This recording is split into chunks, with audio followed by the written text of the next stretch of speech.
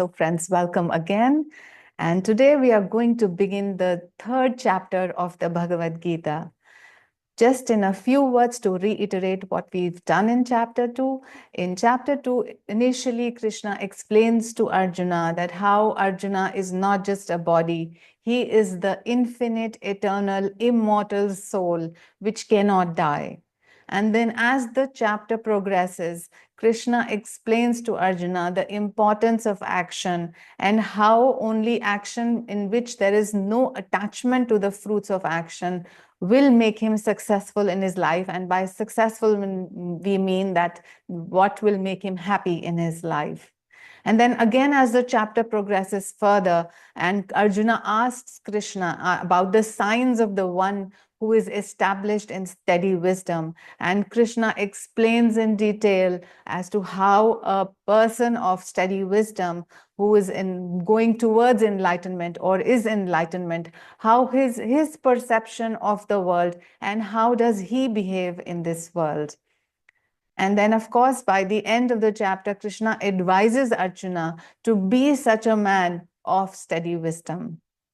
And with this, the next chapter opens up. And as always, after the guru explains, the disciple has a question as to, oh, I don't understand this and I don't understand that. Can you further explain to me what this all means? So chapter 3 again begins with the question from Arjuna. And this is how it goes. Arjun uvacha jayasi chet karmarnaste mata buddhirjanardhana tatkim karmani ghore mam niyojayasi keshava.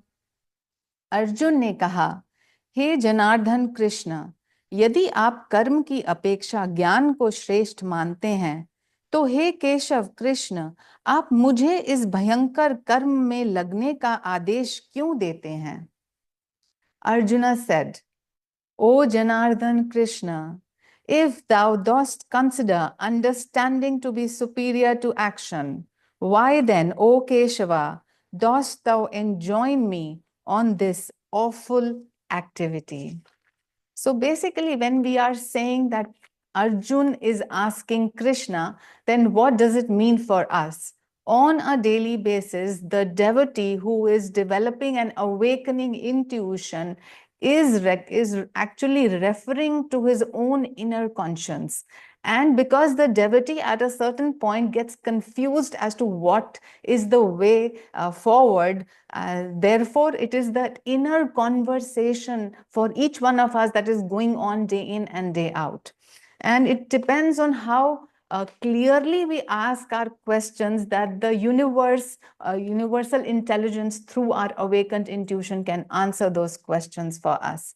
So here, Krishna is being asked a very specific question by Arjuna, because we know in the last chapter how the flow of the conversation went. So what is happening here is we understand that here, Arjuna is saying, oh Lord Krishna, you are saying that wisdom is higher than action. And now you are telling me to act. So what does this mean? And why do we say that action is inferior to wisdom?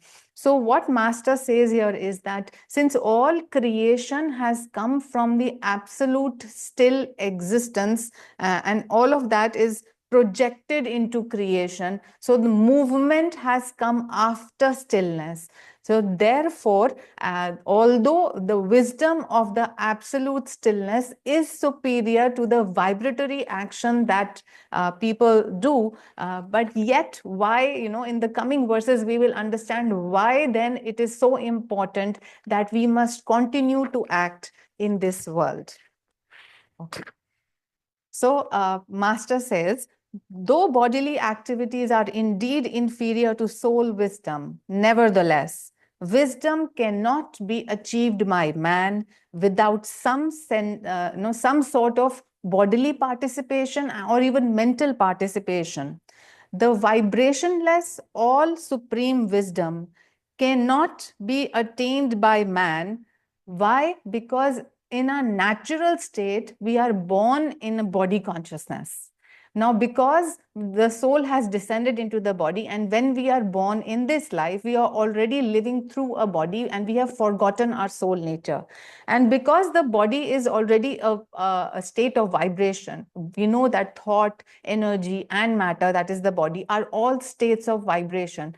Now, because we are starting our journey from a state of vibration, and from here, we are also working in this world through the agencies of the sense organs, the mind, and the intellect. And therefore, we have no choice but to start from the sphere of vibration and then go on to understand the vibrationless state. So then Master explains further. He says, to destroy his false identity with the body, man has to engage with the inferior yet necessary liberating outer activities. Once the devotee has rid himself of the delusion of body consciousness, he is automatically freed from the necessity of action. So now ask yourself, am I free from this bodily consciousness? And mostly I'm sure the answer is no. And if you're not yet free from bodily consciousness, therefore you will not be free from karma right now. Till you take yourself to the point where you start to understand that you are separate from the body, you are a different, you are that eternal spirit, only then can you say that I do not need to act in this world. Okay.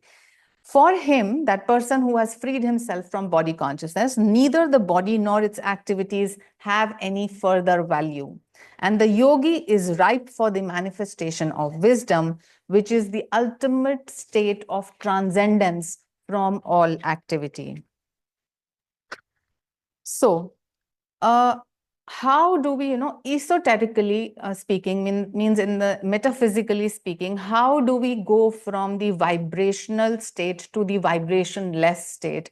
Is through the techniques of meditation. When we bring in the play of our breath and we bring in the play of mind control through techniques of meditation like Kriya Yoga or a mantra diksha for some people, when you can bring your mind and breath under your control, then automatically, because both the mind, the breath, and of course the body are states of vibration, only when these are turned inwards and you are trying to still these activities, will you be able to go into the realm of the vibrationless. And then only will you be able to establish yourself in the steady wisdom that you are that unchanging, steady soul, which is immortal and eternal. So therefore, of course, you need to do activities. So in this shloka, what Master is telling us is that you need to do activities on the outer side, and also inward you have to do meditative activities from where you can go to the vibrationless region. This brings us to shloka number 2. व्यामिश्रेणेव वाक्येन बुद्धिमोहयसीव मे तदेकं वद निश्चित्य येन श्रेयोहमाप्नुयाम्। अर्जुन आगे कहते हैं, इन स्पष्ट परस्पर विरोधी प्रवचनों द्वारा आप मेरी बुद्धि को भ्रमित कर रहे हैं।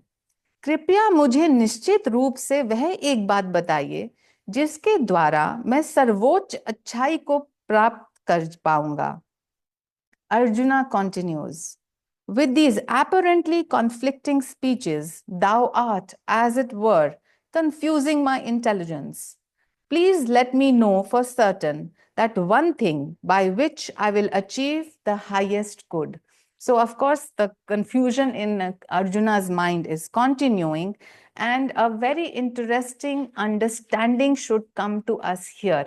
So, what is happening? Just like any person would ask his teacher, Arjuna is saying, just now you told me that I am the immortal soul, and then you told me that I should be of steady wisdom, and then you also told me that I must act in a proper way, and now I'm completely confused. You are asking me to fight this battle. Not only are you asking me to do an action, but you are asking me to do this horrible action. So this is ghore, the word ghore in the first shloka means a bad action, a horrible action. You are insisting that I involve myself this. Why don't you just tell me one thing? What can I do? Should I go for karma karma or should I go for jnana? Which do you think is better? Which do you think will lead me straight to my destination? So this is a simple question like anybody would ask. This is what Arjuna is asking Krishna. Now, as there's a beautiful simile that we can give, a very simple example that we can give here, which I heard from a monk. And the example is this. So, for example, if I need to go from New Delhi to visit the house of Yogananda in Kolkata, then how do I go? I need to first take a cab from my house to the airport. Then I need to take a plane from Delhi to Kolkata. Then again, I need to take a cab and reach Master's house, right? So I need both the cab and the plane. Now, will it be the right question if I say, no, you tell me only, should I take the cab or should I take the plane? Does it work that way? No, both are required. I need both the modes of transport to finally reach to my destination. And similarly, what Master explains here is that we need both karma and jnana to reach our final destination of self-realization. And how and why is that? So if we want to go in towards jnana yoga, so firstly, let us understand what is the difference between karma and karma yoga, the difference between jnana and jnana yoga. So any action is karma, but those actions that you perform to unite your soul with spirit, so all those actions which will unite you to God, that will be karma yoga. Similarly, all knowledge will be jnana, but that knowledge which takes you to your infinite self, which takes you to the highest wisdom, which unites you with God, is Jnana Yoga. So in the first place itself, we must turn our karma and jnana into the state of yoga. We must do all actions that take us toward God. We must use our intellectual thinking minds to analyze the highest truths of this world, this universe, and our own existence. Then all our actions will become towards yoga and will take us to the state of union. So now why karma yoga is important before we can actually go into jnana yoga. It is said that if you want to go into self-inquiry and you want to know the truth of Vedanta, so Vedanta is that philosophy which tells you that thou art that you are what you are seeking. Now, even to be able to start on the path of Jnana Yoga, you have to have 4 qualification according to the Shastras, according to the scriptures. And what are these 4 qualifications that you need to have? One is Viveka, or discernment between the real and the unreal. Second is Vairagya, means non-attachment or dispassion from this world. The third is Shat Sampat, is actually a conglomeration of 6 principles that you need to develop in your life. And out of that, those are Shama, Dama means control of the body, control of the mind. Then Titiksha means fortitude. Then Uparati means diverting yourself away from useless worldly engagement towards mainly spiritual action. And then is Samadhan means focusing your mind, and then Shraddha is opening your heart with devotion. So this is the third prerequisite. These 6-fold requisites are part of the third qualification for Vedanta. And the fourth qualification for Vedanta, study of Vedanta, is Mumukshutva. So Mumukshutva is intense desire to free yourself from the shackles and the tentacles and the sufferings of this limited bodily existence. So it is the intense desire for God of finding the truth. So again, just to repeat the 4 qualifications, one is Vivek or discernment, second is Vairagya or dispassion, third is the 6-fold disciplines, and fourth is Mumukshutva or the eagerness or the yearning to be free. Now, to be able to even have these 4 qualifications, what we need is purity of mind. And what do we mean by purity of mind?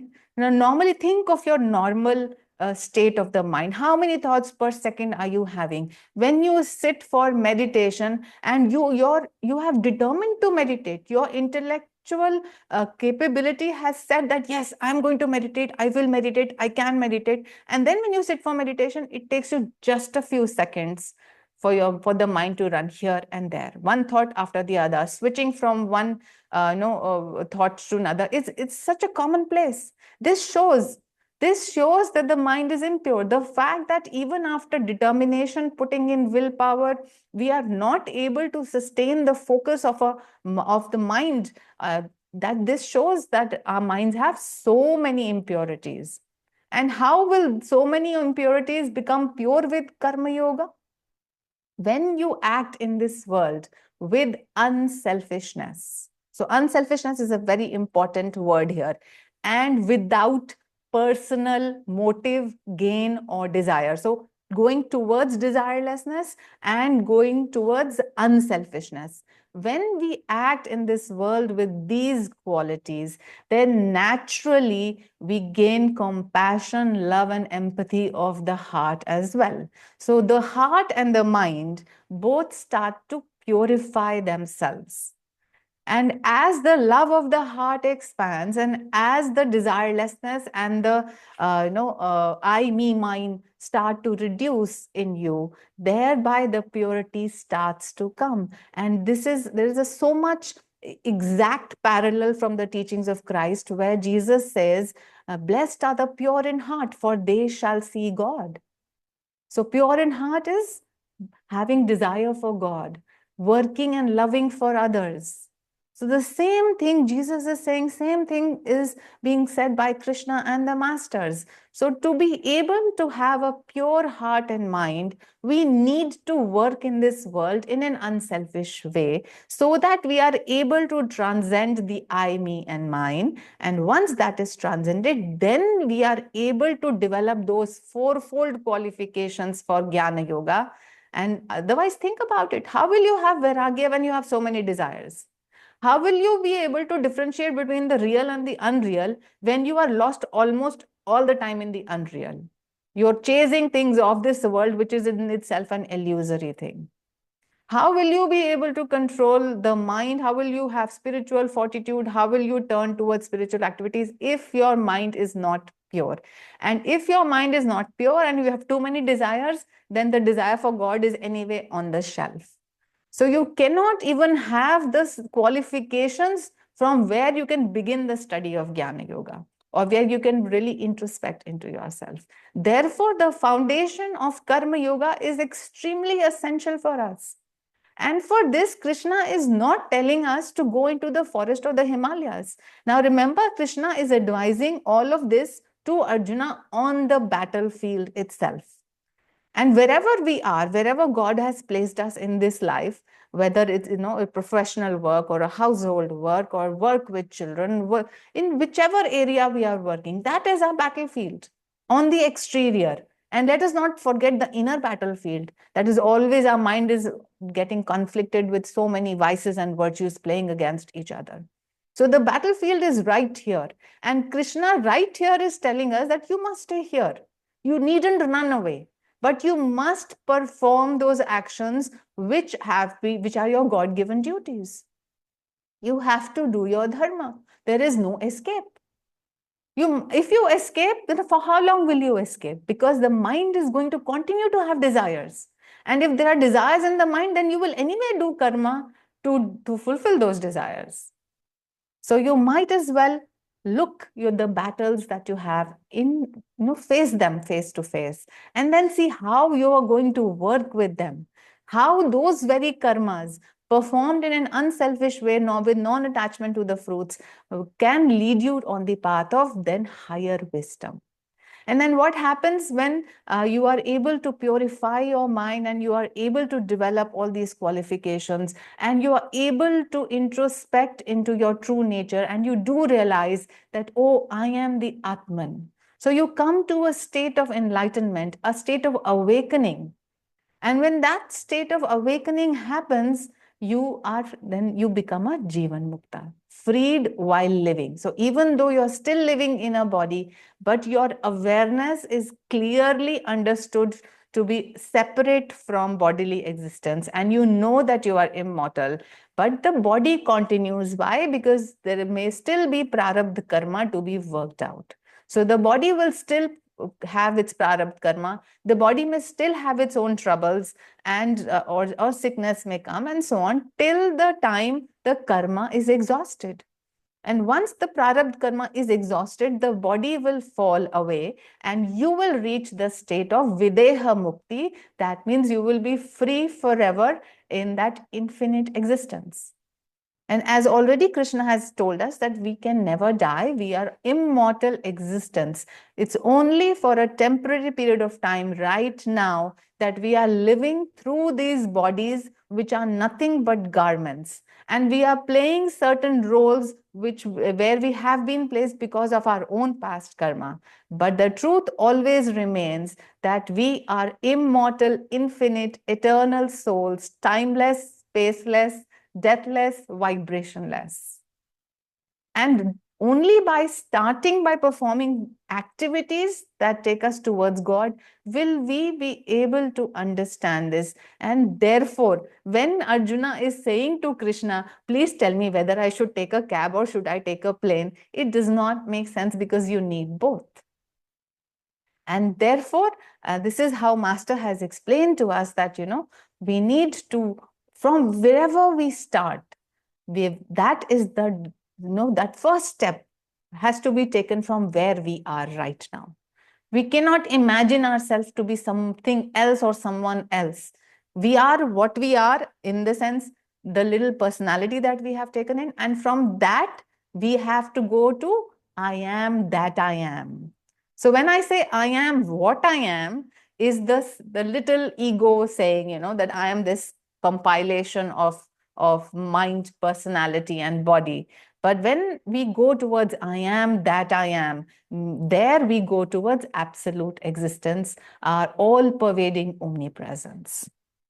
Okay, so this is very interesting, and this really, really clarifies to us why we need to act in this world and how we need to act in this world. So this brings us to shloka number 3. So now, to questions of Arjuna, Krishna will reply. This is what he says. Shri Bhagwan Uvacha Loke Sindhi Vidhanishta Pura Prokta Mayanadha Jnana Yogena Sankhyanam Karma Yogena Yoginam. Shri Bhagwan ने कहा, हे निष्पाप अर्जुन, सृष्टि के प्रारंभ में मैंने इस संसार को मोक्ष का दोहरा मार्ग दिया था। ज्ञानी जनों के लिए ज्ञान के द्वारा परमात्मा से मिलन, योगियों के लिए सक्रिय ध्यान के द्वारा परमात्मा से मिलन। The cosmic Lord said, O sinless one, at the onset of creation, a twofold way of salvation was given by me to this world. For the wise, divine union through wisdom. For the yogis, divine union through the action of active meditation. So here is a clear answer from Krishna. So he says, when I put forth creation out, so from absolute existence, when through vibration, the whole creation was being manifested, automatically the Lord had to create certain paths through which all those souls who were going into the creation would be able to come back. So the path back to God definitely needed to be mapped out initially. So that is what Krishna is saying, that when I created this universe, I specified 2 paths through which those souls would come back to me. And he says, for the wise, for the intellectual minds, then I gave Jnana Yoga. And for others, I gave Karma Yoga. And out of Karma Yoga, specifically the specific action of meditation. So dhyana. So generally, yes, Karma Yoga, but Karma Yoga is both an outward action and the inward action. So the outward action is the exoteric, is what the actions we do in this world, and the esoteric action is the meditative action which we will do within. And both these paths, clearly Krishna is saying that I have given to the world. Okay. And he also says that it appears that these two paths are separate, but eventually these two, for a person who is nearing ultimate freedom, he will realize that both these paths of karma and jnana yoga are leading to one highway for salvation, and they are actually, two sides of the same coin.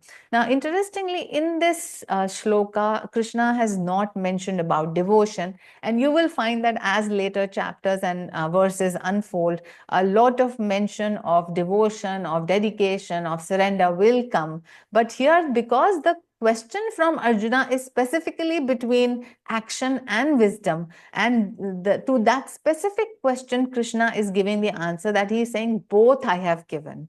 So you are not being given a choice. You have to do both. That is what is being said. That is why probably devotion has not been touched in this particular shloka. Also, many other things Krishna has not talked about in this shloka, like, spiritual activities for redeeming others, or the study of the scriptures, or even, prayers and charity and so on. Krishna has not mentioned those things, because firstly it had the answer is according befitting the the question of Arjuna. Secondly, also master says that these other things that we do, the accessory things, these are bypaths to the central highway to salvation, and they are necessary, and one should practice these. But the main thing would be, remember in the last verses, we have to come from the vibrational zone to the vibrationless spirit.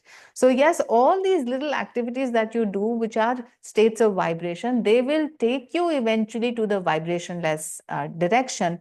But to be established in that vibrationless state, you need the jnana yoga. Then master, of course, tells about meditation and dhyana and kriya yoga. He says, only deep concentration that disconnects the mind from breath, life force, and senses, and that unites the ego to the soul, is successful in producing the God wisdom of self-realization. So he has already extolled wisdom for us. Now he's saying, what kind of action would unite your ego with the soul and the soul with the spirit? And he says, the inner action of meditation, of single pointed concentration, and therefore the technique of Kriya Yoga is called the airplane route to God. And why it is the airplane route to God? Because by balancing the pranas in the body, it can directly take you to the vibrationless state. It can help you to go towards the silencing of the breath, the silencing of the thoughts, and automatically it will give you firsthand the taste of the steady vibrationless spirit. And that is by the airplane route. And of course, we are meditating, let's say we're meditating 1 hour, 2 hour, or 3 hours a day. Let us remember the rest of the 21 to 24, 3 hours that we have, we should not be wasting that time. In that time, we perform karma, we perform bhakti, we analyze, we work intelligently, we serve others, we love everybody. And when we are meditating, we meditate with single pointed attention. When we can combine all of these four paths together, then of course the realization that we can, which is promised by the scriptures, can be attained in one lifetime. You can be a Jivan Mukta in this lifetime. This is the promise of great saints. It is the promise of Yogananda, and Swami Kriyananda also said that you must aim to be a Jivan Mukta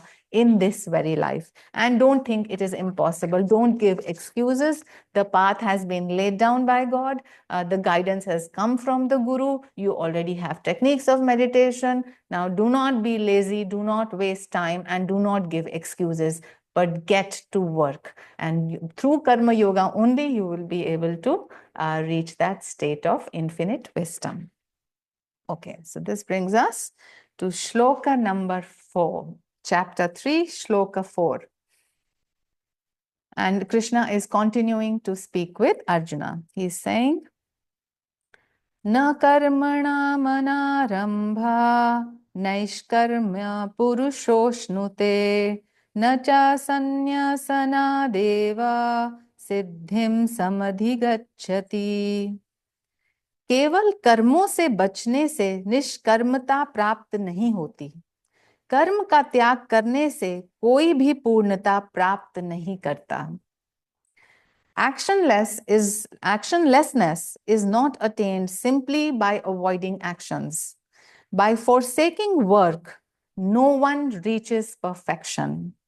Now, this is a beautiful verse, because all those who think that, okay, now Krishna is telling us to meditate, let us leave all our duties and let us not do anything, let us just sit in a corner, let us just go into a cave, and then we'll be able to achieve what is being promised. So to break the myth of all those, this is what Yogananda ji has told us. He says, none reach divine actionlessness without having worked for the pension of that blissful state.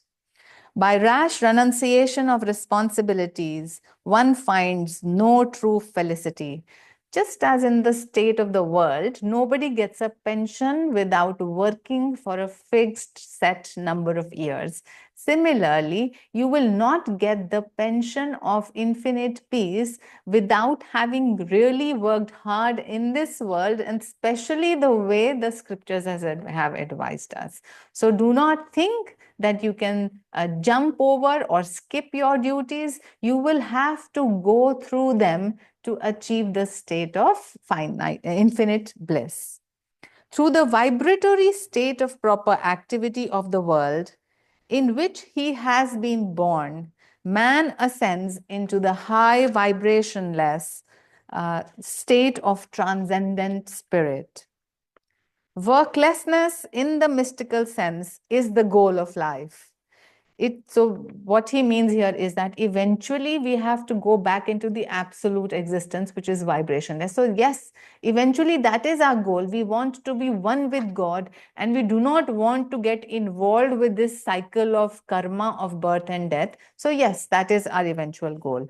But it can be attained not through idleness, nor through material or evil activities, nor as commonly assumed by leading a normally good life, but only through intense liberating activities. So here is a great myth breaker. And we'll study a little more on this, that even just simple good activities, Krishna is saying that you're not going to go reach where you want to reach. If your goal is salvation, if your goal is nirvana, then just by being a good person is not going to take you to salvation. And why is that? You have to understand that because you want to jump from the state of I, me, mine to the state of egolessness. Now, this gulf is so big that as long as you just continue to live the good life, where you think that I am doing these nice things, I am such a good person, I am gaining good karma for myself, you will also have to come to bhoga the results of those karma. So you will not get out of the cycle of birth and death. If you are fine living this life and if this gives you immense happiness and fulfillment, you can continue to be a good person, only a good person.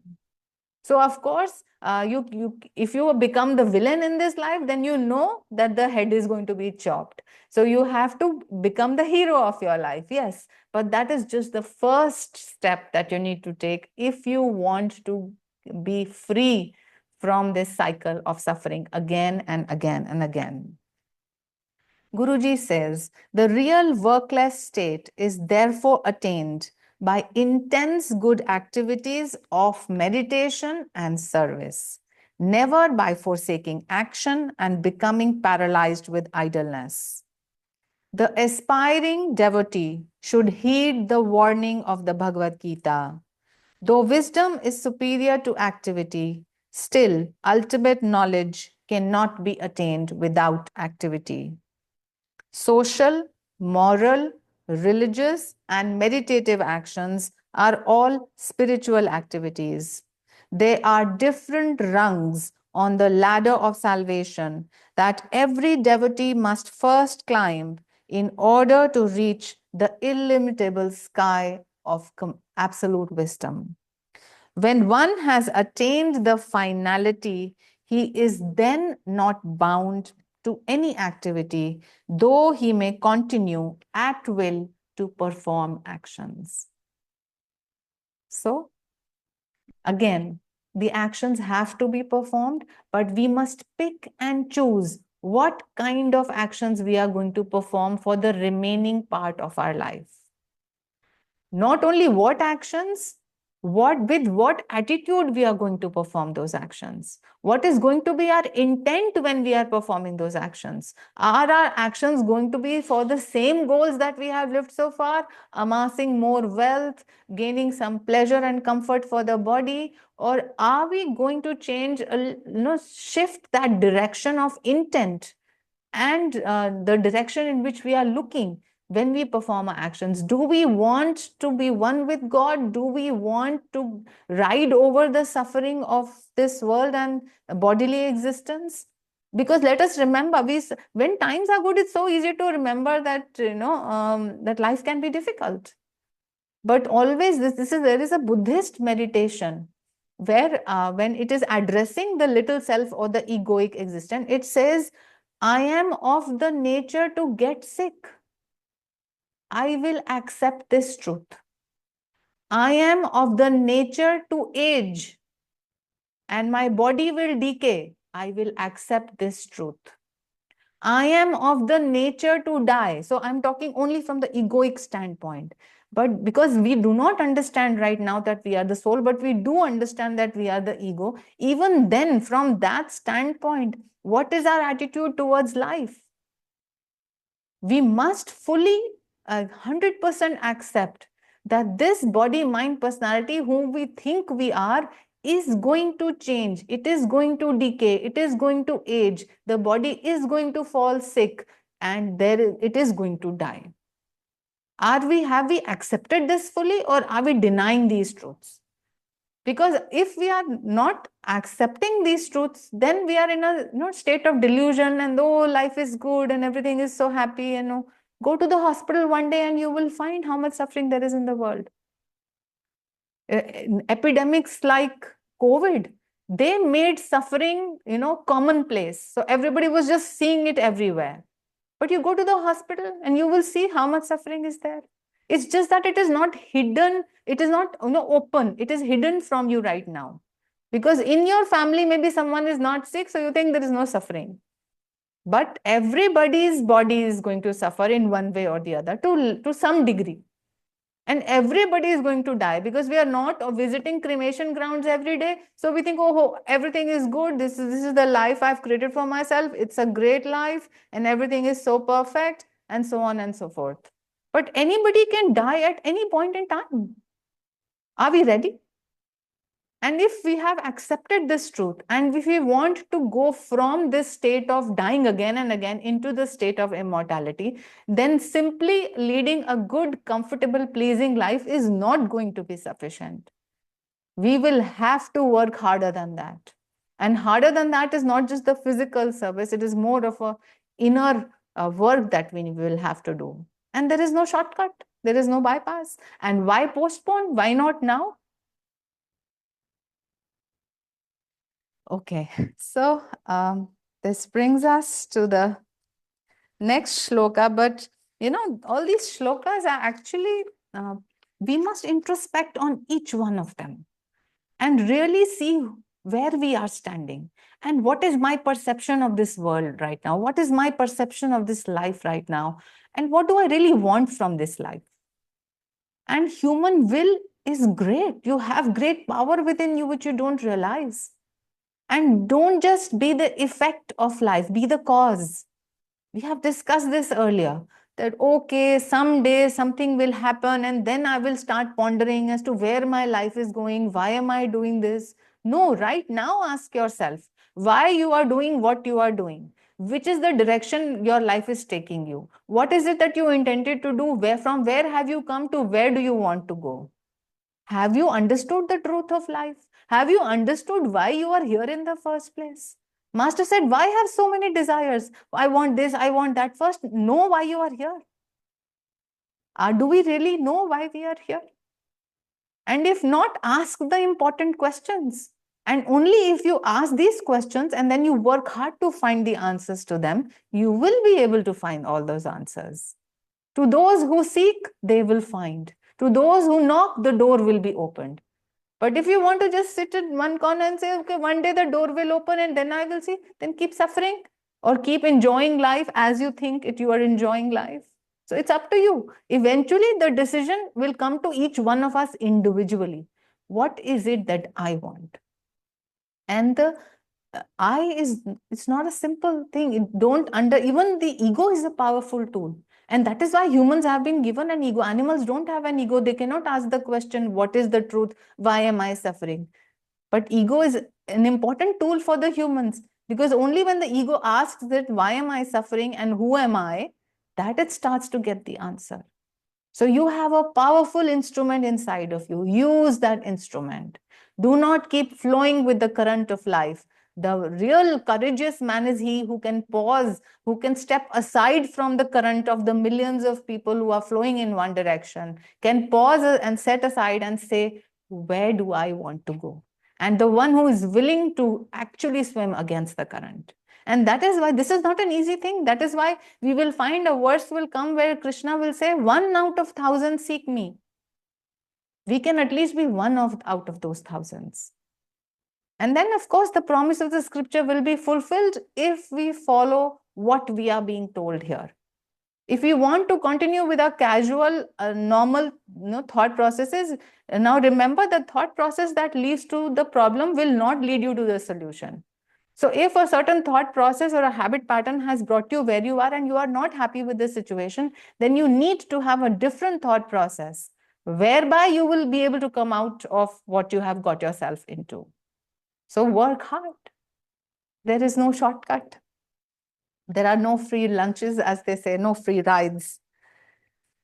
Okay, so next shloka. Shlok number 5. Nahi kaschit kshanamapi chatu tishthatya karma krit karyate yavasha karma sarva prakriti jair gunay. वास्तव में कोई भी एक पल के लिए भी बिना कार्य के नहीं रह सकता। प्रकृति जनित गुणों से प्रेरित सभी जन चाहे अनचाहे कार्य करने के लिए बाध्य हैं। Verily, no one can stay for even a moment without working. All are indeed compelled to perform actions willy-nilly, prodded by the qualities or the gunas born of Prakriti or nature. Okay, so again, this is a very important shloka to ponder upon. This clearly says that you cannot remain stationary. If you are not consciously uplifting yourself, you are going to go downwards. Why? Because we are in a state of movement. The soul is vibrationless and changeless. But because the body is born through Prakriti, even the mind is a product of Prakriti, and Prakriti is ever changing, so our bodies and minds are constantly changing. Now, this is no rocket science. All of us have studied biology to some extent, and we know how cells keep arising and they keep dying, and how the human body is ever changing. The skin is changing over in 20 days. The liver is changing over in few weeks. Your entire blood cells are changing over in 120 days. And in fact, the entire body, including the bones, will change in a period of 2 years. So all of that is changing. Now think about your mind. Your thoughts are constantly changing. The candies that you liked as children, you may not like them right now. And the healthy things that you hated when you were children, now you may develop a liking for them. So the state of the mind, the state of the body is constantly changing, because it is born out of a changing Prakriti. And therefore, if you think that by not acting, you can be stationary, and from that state of stationary, setting, you can go into the vibrationless state, then you are mistaken. This is not going to happen, because this is not scientifically possible.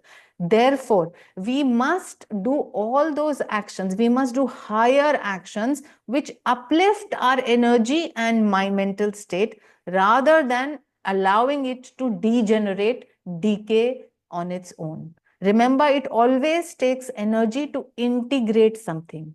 If you want to, even for example, if you have created a company and you have 10 employees, it will take you energy to keep them together in synchronicity and to have successful output from the company. If you become idle, then everything will go into randomness and everything will disintegrate. So if you want that your virtues should win over the vices, if you want to win this battle of life where you want to stay even-minded, happy, cheerful, calm under all circumstances, then you will have to do all those actions which lead to this state. And if you do nothing about it, then automatically you will be taken in towards a downward spiral. And the result of downward spiral is all that vices will increase in you. That means your state of irritability, your state of fear, your state of anger, all your bad habits, your state of being very emotional, all the negative things that take control over your mind will start to increase if you do not consciously work to come out from that state. Now, again, the choice is with whom? With each one of us. And it is important that the yogi or aspiring yogis like us are alert from moment to moment. You must be able to catch the downward moving energy and thought immediately. So instead of going into melancholic states over and over again, if you are a yogi and if you really want freedom, then you will be alert. And as soon as you are developing that state of sadness, you will be able to catch it. And then because we are disciples of such a great guru who has given us so many tools and techniques, we will be able to employ something from the toolbox of techniques and be able to increase our energy at that very moment. But first thing, we have to be aware. And that means we cannot be casual about what we are thinking and what we are speaking and what we are doing. We must be alert all the time. And if you think this is a tall order, then okay, then go into slumber. Then this choice of just letting everything happen the way it is happening, then who is going to bring you out of karma chakra or karma phal chakra? Nobody. Why will anybody be bothered about your freedom if you yourself are not bothered about your freedom? So it is you who has to, straighten your mind like the arrow. That's what the Buddha said. And even in the Bible, it is said that Saint John means the one who came before Christ, the cousin of Jesus Christ, he said, straighten the way for the Lord. What do you mean by straighten the way for the Lord? Means be so focused in your intent, in your direction, in what you want. When you are so focused and you can leave aside all useless, restless thoughts which are not helping you to come out of suffering, then automatically when that path is straightened, then again we will have that pure state of mind. And when we have that pure state of mind, then what will happen? Wisdom will dawn upon us. When wisdom will dawn upon us, we will come into the state of enlightenment. We will become a Jivan Mukta. So you see how every scripture, how every avatar is trying to say the same thing. But even if they say similar things, eventually who will have to act? We will have to act. I have to straighten my mind. I have to settle my mind. I have to reduce the desires that I have on a daily basis. I need to become even-minded. I need to go into introspection, the yama and the niyamas, all that has been taught to me. I need to meditate every day. If I don't, then the universe has no problem. You can keep playing this game over and over and again. And this life is nothing like it can be easily simulated with the game of snakes and ladders. You go up sometimes, you go down sometimes, up sometimes and down sometimes. If you're happy, go ahead, play the game. But if no, then the path has been set. Krishna says, I have given to this world two paths of karma yoga and jnana yoga. Pick your path. And pick your path means actually combine both. Okay. So Master says, the entire cosmos is created and guided by the action and interaction of the three gunas and the 24 attributes of nature. Man cannot stand still. He will be compelled to perform actions of good, bad, or mixed qualities, as the human body is the product of cosmic nature. The universal flux does not accommodate a stationary man. He who does not move forward with wisdom and determination will surely drift backward, just another bit of flotsam caught in the current of delusion. But if he ceaselessly swims, he will reach land, safe from the raging river. The Gita says that even the idle person cannot remain wholly without activity. His undisciplined mind will be active in delusion. His organic processes of life will be working, moved by the laws of nature. The hardworking, honest, worldly man, devoted to duty, is extolled in the Gita as better than the self-deceiving recluse. The man who meditates, whether he be a householder or a renunciate, is actively moving Godward and is better than the worthy worldly man who moves very slowly toward perfection through good activities only. So, very clear indication. Inactivity should be avoided completely. Action is necessary. Action also in selfless, good action is necessary. And the highest form of action is the action of meditation, in which you can directly unite your energy with the cosmic energy. You can directly unite your mind with the cosmic mind. And that's how Krishna advises. So, of course, and we don't, again, Krishna will again tell us that we do not need to go away anywhere. Now, you tell me, is it better to live in a cave and keep your mind on the world, keep thinking about worldly ambitions and worldly desires? Or is it better to live your urban life in apartments or in houses and have your mind always on God? Which do you think is better? Which do you think is faster going to take you to salvation? It's obviously that whatever you may do outwardly, wherever your body is living in the physical worldly sense, but where is your mind? If your mind is intent on finding God in this life, you are capable of doing that. Especially when you have a God realized guru in your life, especially when you have techniques of meditation like Kriya Yoga with you, then the only thing stopping you from salvation is you yourself. And this we will study in deeper depth as the Gita unfolds itself. So friends, in today's class, we have received clear-cut guidelines as to what our direction of life should be. Now it is up to us to humbly, sincerely, unceasingly, and lovingly do all the actions in the outside world, as well as the inward act of meditation with love. And remember that we must be non-attached to any fruit of action, whether it is of the outward activity or whether of the inward activity. Yes, we have kept the goal as God realization, but with every meditation, we will not think, what am I getting in return?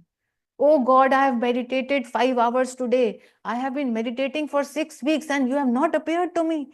Can we say that? No. But lovingly, with each passing day, we will try to deepen our meditation. We will try to deepen our effort towards God. And then it is the promise of the Lord that whoever follows these teachings will be led to his or her freedom. And it is the promise of the Guru as well. So with that, we will end today's class and we will share the blessings that we have received through these teachings with souls everywhere. Let us pray together. Divine Mother, beloved Krishna, thou art omnipresent. Thou art in all thy children. Manifest thy healing presence in all bodies, all minds, and all souls.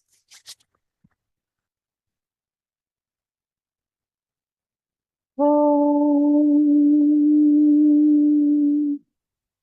Om.